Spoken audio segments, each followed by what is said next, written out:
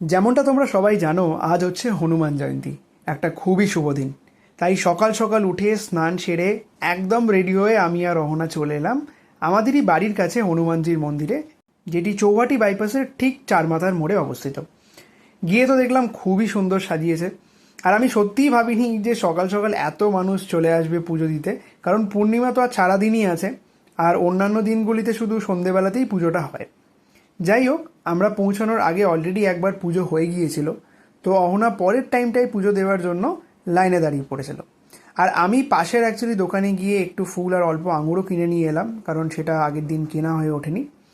আমারও খুবই মন ছিল অ্যাকচুয়ালি পুজো দেওয়ার, বাট আনফর্চুনেটলি আমার অসৌচ থাকাতে মন্দিরে এখন 1 বছর পুজো দেওয়া একদমই নিষেধ। ঠিক আছে, পরিবারের একজন দিয়েছে, এতেই আমি খুশি।